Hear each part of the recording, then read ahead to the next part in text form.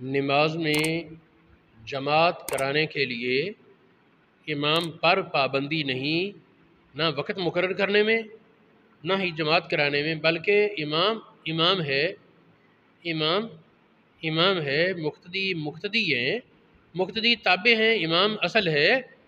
یہ تو کوئی بات نہیں کہ تابع فیصلے سنائے۔ بھی اگر ایک فوج کہیں جا رہی ہے اور اپنے جرنیل کی نہ مانے، جرنیل کو حکم دے کہ ادھر چلو، اب رک جاؤ، اب چلو، وہ فوج تو ناکام ہوگی۔ اسی طرح اگر ایک جماعت مسلمانوں کی انہوں نے جماعت کرانی ہے تو وہ امام کے پیچھے چلیں، امام پر آرڈر نہ لگائیں۔ اس میں بہت سی حدیثیں، ایک حدیث اس وقت پہلے پیش کرتا ہوں۔ حضرت سیدنا علی مرتضیٰ کرم اللہ وجہ الکریم کوفہ میں موجود تھے، عصر کی نماز کا وقت تھا، کسی آدمی نے آ کر یاد دہانی کرائی، توجہ دلائی، حضرت جی عصر کا ٹائم ہے، نماز پڑھاؤ۔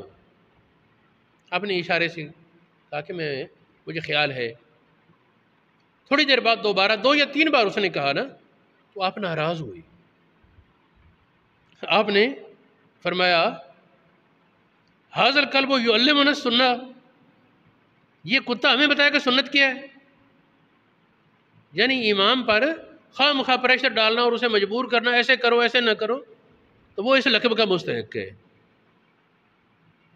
یہ حدیث مستدرک امام حاکم میں صحیح سند کے ساتھ موجود ہے، اور اس کی تصحیح امام ذہبی نے بھی کی، اور بھی کئی کتابوں میں یہ حدیث موجود ہے۔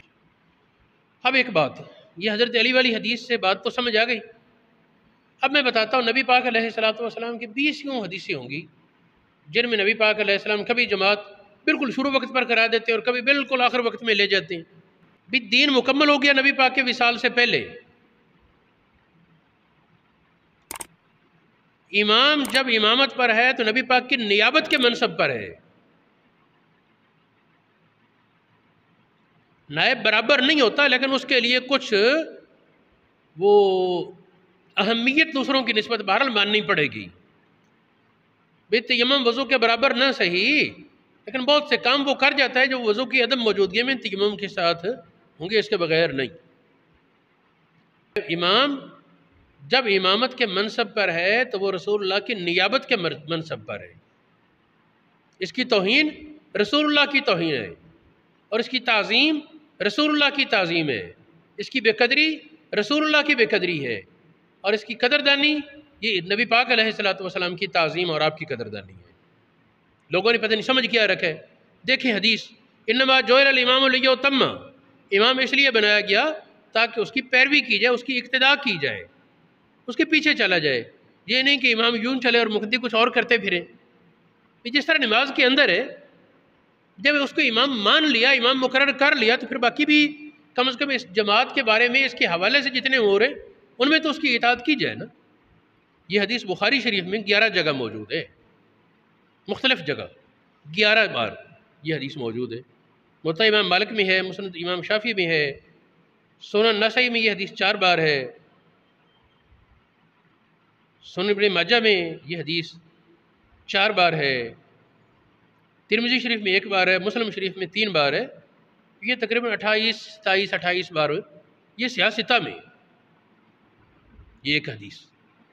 نبی پاک علیہ السلام نے ایک دن اچانک عشاء کی نماز لیٹ کر دی اور کافی دیر سے تشریف لائے۔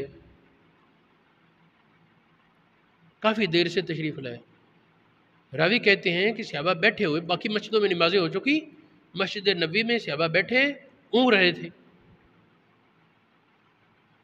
کئی بار بیٹھے بیٹھے اونگے اور اٹھے اس طریقے سے، پھر حضور علیہ السلام تشریف لائے۔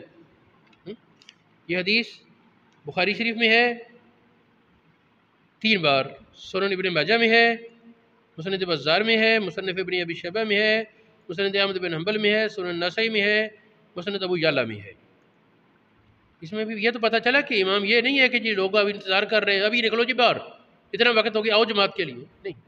ہاں امام کو چاہیے لوگوں کی سہولت کا خیال رکھے، جس طرح میں بعد میں حدیثیں پیش کرتا ہوں، لیکن امام کو پابند بنا دینا اور اس پر اعتراض بازی یہ درست نہیں۔ ایک اور حدیث ہے، نبی پاک علیہ السلام نے ایک دن فجر کی نماز لیٹ کی، اتنی لیٹ کہ صحابہ اس بات کی سوچ میں پڑ کے سورج نکل تو نہیں آیا۔ پھر حضور علیہ السلام تیز تشریف لائے اور فجر کی نماز پڑھائی۔ نماز کے بعد آپ نے فرمایا میں تمہیں اپنی جگہ بیٹھے رہو، میں بتاتا ہوں کیا ہوا۔ پھر نبی پاک نے اللہ پاک کی زیارت کا کوئی واقعہ بیان کیا، میں اس کی تفصیل میں نہیں جاتا۔ وہ حدیث معجم طبرانی میں، امام دار القطنی کی کتاب ہے کتاب الرؤیا، ابن خزیمہ کی کتاب ہے التوحید، مسند احمد بن حنبل، کنز العمال، ترمذی شریف وغیرہ دیگر کتابوں میں موجود ہے۔ تو اس سے فجر نبی پاک نے اس دن نماز لیٹ کی، لوگ انتظار کرتے رہے، نہ کسی نے دوسری جماعت کی جرت کی اور نہ اعتراض کی جرت کی۔ ہاں نبی پاک نے خود دل رکھنے کے لیے، حوصلہ افزائی کے لیے اور کچھ سمجھانے کے لیے حدیث بیان کر دی۔ ایک اور ہے عبداللہ ابن عباس رضی اللہ تعالی عنہما بعض اوقات حضرت زید بن ثابت کے دروازے پر جاتے اور خاموش بیٹھ جاتے، گرد و غبار پڑتی رہتی آپ کے، حالانکہ بال بھی بڑے تھے سر کے، تو گرد و غبار پڑتی رہتی چہرے پر، جسم پر، بیٹھے رہتے۔ جب زید بن ثابت باہر آتے تو کہتے ہیں رسول اللہ صلی اللہ علیہ وسلم کے چچا کے بیٹے آپ ہیں، دروازے پر دستک دے دیتے یا مجھے بلوا لیتے۔ آپ فرماتے کہ اللہ پاک نے مسلمانوں کو حکم دیا نبی پاک کے دروازے پر آؤ، وہ آواز نہ دو، بلانا نہیں، وہ خود آئیں، اور علماء وہ رسول اللہ کی نیابت پر ہیں، جو ادب رسول اللہ کا ہے وہ آپ کے نائبین کا ہے۔ وہ تو خیر پڑھنے پڑھانے کا مسئلہ ہے نا وہاں، لیکن یہاں میں جماعت کی بات کر رہا ہوں اس حدیث سے استدلال کہ امام جب امامت کے منصب پر ہے وہ رسول اللہ کی نیابت ہے، اور اس میں اعتراض اور اس کو توہین اس کی اجازت نہیں دی جا سکتی۔ ایک اور حدیث یہ ظہر کی نماز کے بارے میں بہت سی کتابوں میں ہے، نبی پاک نے وہ حضرت بلال نے عرض کی یا رسول اللہ اذان پڑھوں، فرمایا ٹھہر جا، سفر تھا، پھر اذان پڑھوں، فرمایا ٹھہر جا، زور ٹھنڈی کر حتی ظہر فیء الطلول، تیلوں کا سایہ ظاہر ہو گیا اتنی دیر کی، یعنی مثل ثانی شروع ہو گئی۔ ایک اور حدیث ہے ابردو بالظہر، زور ٹھنڈی کر کے پڑھو۔ میں جو پہلی بیان کر رہا ہوں اس میں لیٹ کی، جماعت موجود تھی، تیار تھے، لیکن نبی پاک نے حکمت کے ساتھ اس کی تاخیر فرمائی۔ یہ سنن نسائی، بخاری شریف، سنن ابن ماجہ، مسند احمد بن حنبل اور دیگر کتابوں میں موجود ہے۔ اب میں دوسرے پہلو پر بات کرنے لگا ہوں کہ ائمہ کو چاہیے کہ بلا وجہ لوگوں کو تنگ نہ کریں، اس بات کا اہتمام رکھیں کہ کثرت جماعت کی، زیادہ سے زیادہ لوگ جس طرح شامل ہو سکیں اس کا اہتمام رکھیں اور لوگوں کی سہولت کو مد نظر رکھیں، بلا وجہ لوگوں کو پریشان نہ کریں۔ چنانچہ حضرت سیدنا معاذ رضی اللہ تعالیٰ عنہ والی حدیث کہ آپ نبی پاک کے پاس عشاء کی نماز پڑھ کے اور پھر جا کر اپنی قوم میں جماعت کراتے، ان کا خاصہ تھا یا نبی پاک کے ساتھ نفل پڑھنے کی ڈیوٹی پتہ تھا اپنی جماعت کرانی ہے۔ چونکہ یہ حضرت معاذ نبی پاک کے مشیر بھی تھے، کسی سلسلے میں نبی پاک تعلیم دینے کے لیے صحابہ سے مشاورت فرماتے، تربیت دینے کے لیے۔ ظاہر نبی پاک سے پہلے تو عرب میں کوئی ریاست کا انتظام ہی نہیں تھا، نبی پاک یہ چاہتے تھے، اللہ پاک کی منشا یہ تھی کہ نبی پاک تربیت دے دیں تاکہ آپ کے وصال کے بعد لوگ نظام سلطنت چلا سکیں۔ تو حضرت معاذ بھی نبی پاک کے مشیر تھے۔ تو ایک دن نبی پاک صلی اللہ علیہ وسلم کے ساتھ عشاء کی نماز پڑھی، کافی دیر کے بعد کہ وہ مشاورت میں لیٹ ہو گئے، پھر حضور علیہ الصلوۃ والسلام کے ساتھ نماز پڑھی، نماز کے بعد یہ اپنی قوم میں تشریف لائے اور وہاں جماعت کرائی، سورۃ بقرہ شروع کر دی، کوئی آدمی نماز توڑ کر چلا گیا، اس کے بارے لوگوں نے کہا یہ منافق ہو گیا ہے، وہ خود نبی پاک کی بارگاہ میں پیش ہو گیا اگلے دن، یا رسول اللہ معاذ نے اس طرح کیا اور ہم دن بھر کے تھکے ہوئے۔ نبی پاک نے حضرت معاذ کو ڈانٹا، فرمایا فتان انتا، تو فتنے میں ڈالنا چاہتا ہے لوگوں کو۔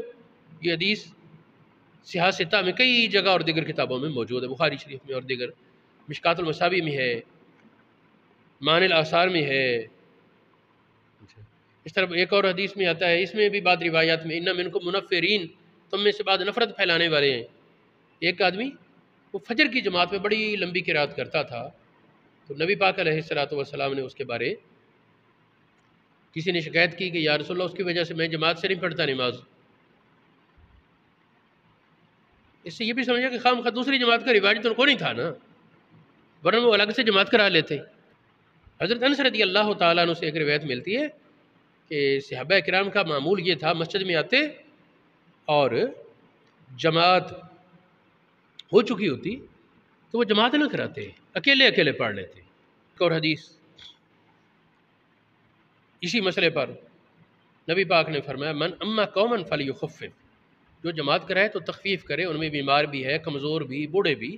ایک حدیث میں کمزور کی نماز پڑھائے، یہ مشکات المساوی، مسند احمد بن حنبل اور کئی کتابوں میں یہ حدیث موجود ہے۔ ایک اور فرمایا 3 قسم کے لوگوں کی نماز نہیں ہوتی، ان میں ایک فرمایا وہ امام و قوم وہم لہو کارہون، کسی قوم کا امام وہ اس کو دینی وجہ سے ناپسند کرتے ہو، امام میں کوئی دینی عیب ہو جس کی وجہ سے لوگ ناپسند کرتے ہو تو اسے پھر منصب سے ہٹ جانا چاہیے، کہ اس طرح اس کی امام اپنی نماز وہ سروں سے تجاوز نہیں کرتی، منہ پر ماری جاتی، رد ہو جاتی۔ یہ حدیث مصنف عبد الرزاق، سنن ابن ماجہ، جامع ترمذی، معجم طبرانی، سنن بہقی وغیرہ میں موجود ہے۔ ایک اور حدیث وہ بھی اسی حوالے سے کہ امام کے لیے مناسب یہ ہے کہ لوگوں کی سہولت کا خیال رکھے۔ حضور علیہ الصلوۃ والسلام عشاء کی نماز کے بارے معمول یہ تھا، لوگ زیادہ اکٹھے ہو جاتے تو جلدی پڑھا دیتے، حالانکہ آپ کو ذاتی طور پر پسند یہ تھا رات کے ثلث پر عشاء کی جماعت، لیکن مسلمانوں کی جماعت جب کثیر ہوتی پھر شروع وقت میں کہ جماعت کی کثرت زیادہ مطلوب ہے، اور اگر تھوڑے ہوتے تو لیٹ پڑھا دیتے۔ یہ بخاری شریف میں، سنن ابو داود میں، مسلم شریف میں، سنن بہقی، مشکات شریف میں موجود ہے۔ اس سے یہ سمجھ آیا کہ اگر امام وقت میں ایسی تبدیلی کرے جس میں امام سمجھے کہ اس طرح لوگ زیادہ جماعت میں شامل ہو سکتے ہیں تو اس کا بلا شبہ یہ ثواب دیدی اختیار ہے۔ یہ کہنا جی 15 سال سے ہمارا ٹائم نہیں بدلا، یہ 50 سال سے نہیں بدلا، یہ کوئی دلیل نہیں، یہ امام کا ثواب دیدی اختیار ہے۔ اسی طرح بہت سے اور امور بھی ان میں امام کی قدر کرنا اور امام کے ثواب دیدی اختیار کو ماننا پڑے گا۔